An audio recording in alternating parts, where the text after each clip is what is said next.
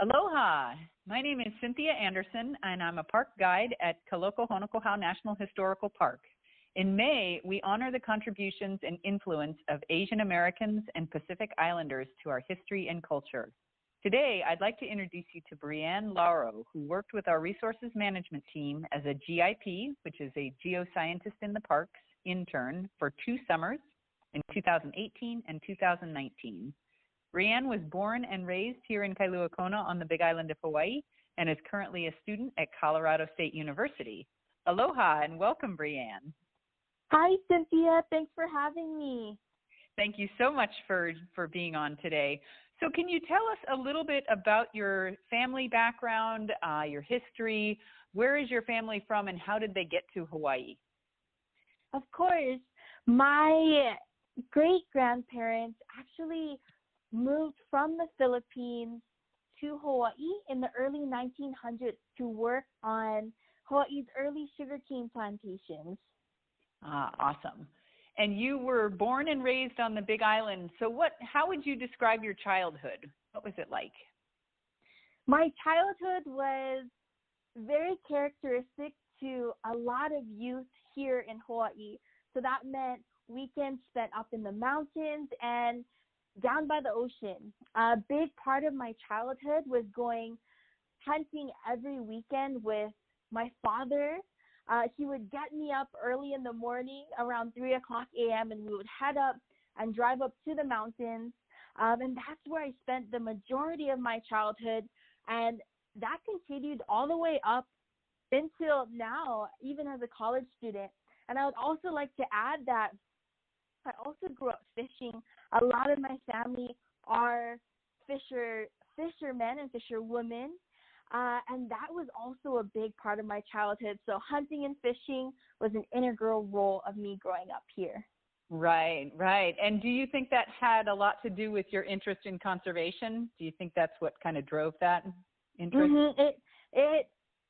That's spot on. It had everything to do with conservation. What drew me to conservation was from my experiences out in the field. I saw how significant both land and natural resources, how much it affected not only the culture and the livelihood of my loved ones, but their well-being.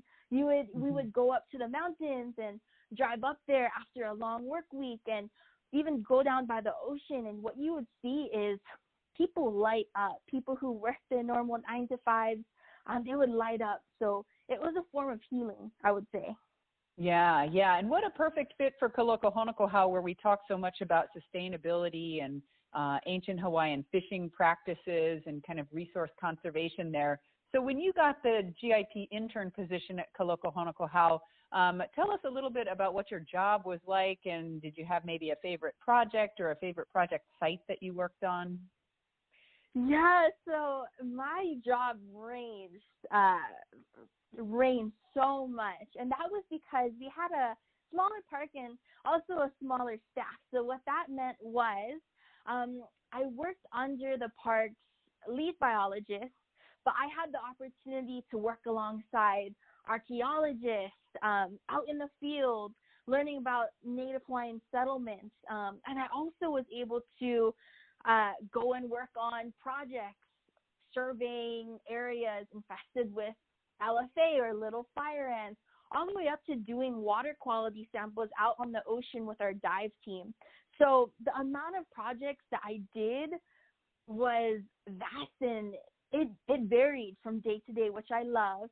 And it's so hard to pinpoint a favorite project of mine, but I always have to go back to the jobs that I did at Imakapa Fish Pond, just because I was stationed there. That was my home base, so that place will always hold a special place in my heart, whether it be cutting invasive grass species out in the water, or doing kayak surveys of Hawaiian stilt and Hawaiian coot, and doing counts of eggs in different nests. Imakapa is my favorite place. Nice, nice. And yeah, and that your work out there was so incredibly important. We have a lot of intern opportunities for young people at our park. We have an organization called Kupu that we get interns through. The GIP interns like you were come to us. We also have a youth ranger program for juniors and seniors in high school. We have lots of volunteer opportunities. We have community work days at both fish ponds every month. When you think about young people looking for careers with the Park Service and in conservation in Hawaii, what advice would you share with them, given you know how you got your job and how you became aware of it?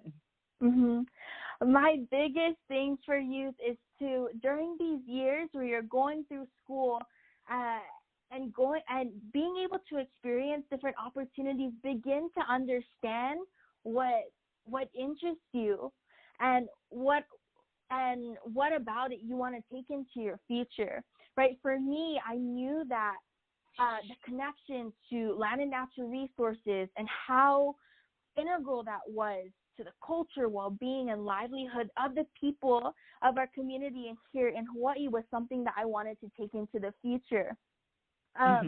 So for youth, when you're thinking about jobs with the National Park Service, it's not a one-size-fits-all. And I say that because as soon as I was hired as a GIP intern, the first question I got from family and friends was, okay, so you're going to be a park ranger?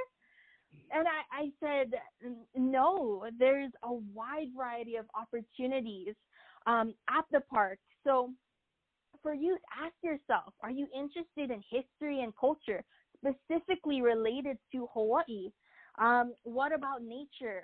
Are you interested in learning about animals, plants, ecosystems? Or do you find yourself stepping into the role of being an educator? You like to teach other students about different topics, because all those different aspects are related to jobs at Kaloko-Honokōhau. For history and culture, you have our archaeologists who work there. For nature, you have our biologists who work on land and in the ocean. And for education, of course, you have our park rangers.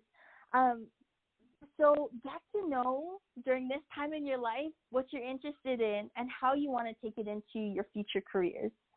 Yeah, that is some excellent advice. And I would say just with the way that you go about getting a job with the Park Service, the application process is a little bit complex. USA Jobs is sometimes hard for young people to navigate. Don't be afraid to reach out for help to either those who have worked in places in the community or those of us who work at the park. So I just want to say thank you so much, Brianne, for your time and for all that you've done to really further the goals of the Park Service and protect resources at Kaloko-Honokōhau.